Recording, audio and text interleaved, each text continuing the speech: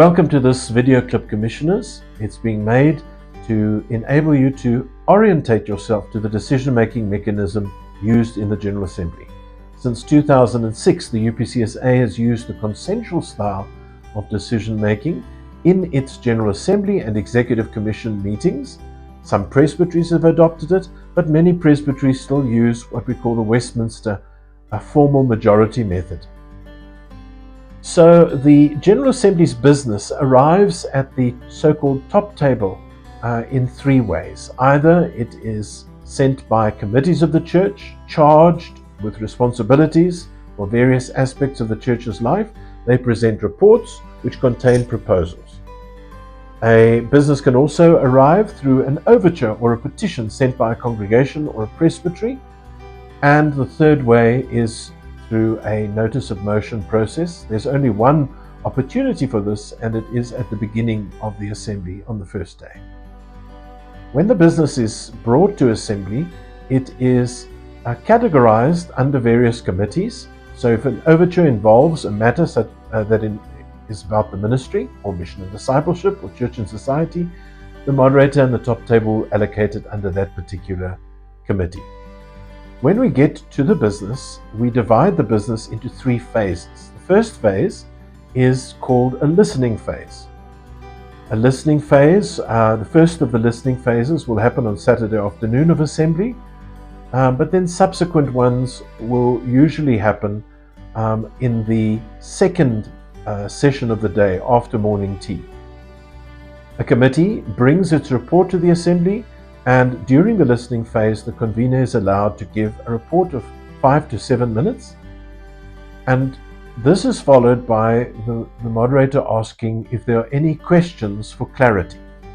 Now, of course, a question for clarity is to fully understand a proposal or an aspect of the report. It's not an opportunity to make a speech or to engage in debate or to do anything that might be construed as a discussion or decision, because those have other phases. Those come up in other phases. So in the listening phase, all the reports are laid on the table. The reports are indeed received, and the proposals are designated T for transactional, which means there's not likely to be debate on the issue, and M for missional, which is proposals that will require debate. If you would like to ask for a T proposal to be changed to an M, this is the opportunity to do so.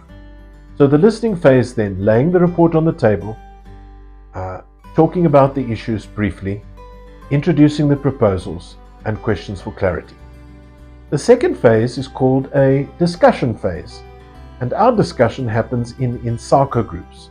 The whole membership of General Assembly, every commissioner, is allocated to a INSACO group. We try to balance the INSACO groups between the geographical regions of the UPCSA, between genders, race, language, all of those things. We try to find an all-inclusive group to discuss the various issues. During the INSACO phase, which happens in groups, the purpose is to go through all of the M proposals, the missional proposals, and to debate whether or not these reflect the mind of that particular group. Three responses are possible. 1, you can agree with the proposal as it stands. 2, you can disagree with the proposal as it stands. And thirdly, you can amend the proposal so that it reflects the general mind and consensus in the group. Each of the groups then keeps a tally of their responses to the proposals, and this is handed in as the INSACO group report. The INSACO group reports are collated and given to a group called the drafting committee. The drafting committee will meet every evening to go through all of the INSACO reports and try to prepare consolidated proposals for the General Assembly's decision-making session. The drafting committee is appointed by the business committee, and it includes either the clerk or the general secretary in every session with an administrative assistant. So then we move to the third phase in the decision-making model. Third phase is called the discussion phase, the decision phase.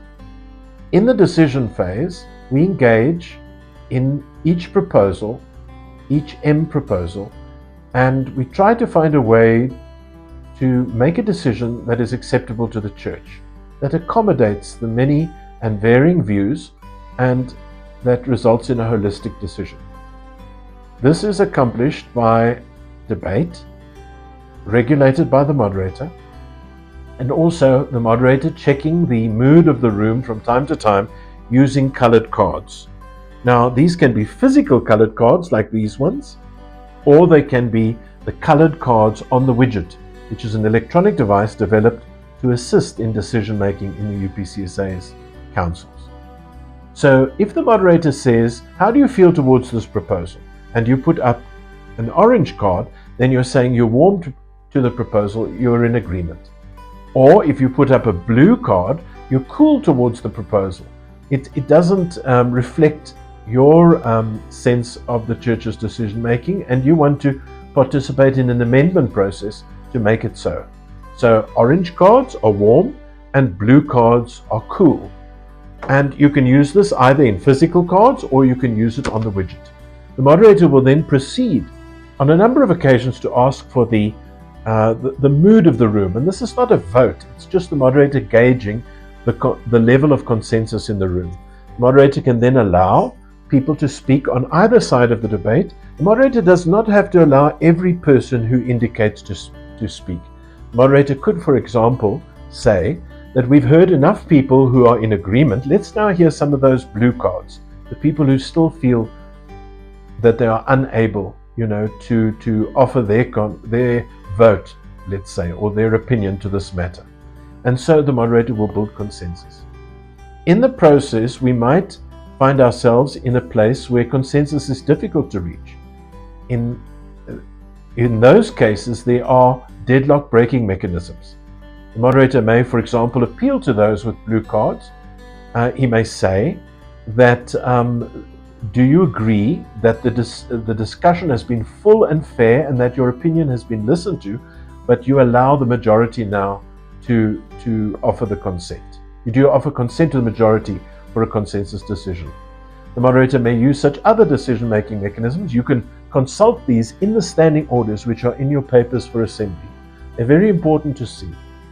The very last resort is for the church to resolve by a 2/3 majority to proceed in a decision in the formal majority method. Moderator must first ascertain whether there is a 2/3 majority for this, and then the minute will reflect that we are going to take the decision by a formal majority, and in such case the moderator might ask for the vote. In cases of the vote, the cards may not be used, but simple hand movements. Those in favor, those against. Moderator declares the decision. If it's a close one, then the moderator will ask the scrutineers to count the hands, and the numbers of the votes will be recorded in the minutes. So this is the decision-making mechanism used in the UPCSA. It's not hard, it's quite easy, and you are encouraged to ask for advice if necessary. You'll be seated around tables in the assembly hall. You'll be given the cards, whether they be physical or to use them on the widget. By the way, the widget also has a button to show if you want to speak to a particular motion, or there is a way to vote in the cases of the moderator designate election and also the election for the members of the Court of Assembly, the Administrative Review Panel.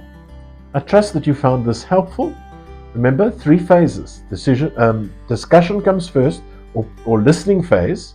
The second one is discussion, which is in INSACO groups, divided, and the list is provided in the supplementary papers. And finally, the decision-making phase. The minutes record whether a decision was taken by consensus. If you need any help, don't hesitate to ask the Clerk of Assembly, the Assembly Business Convener, or myself. We are there and ready to help you during the Assembly.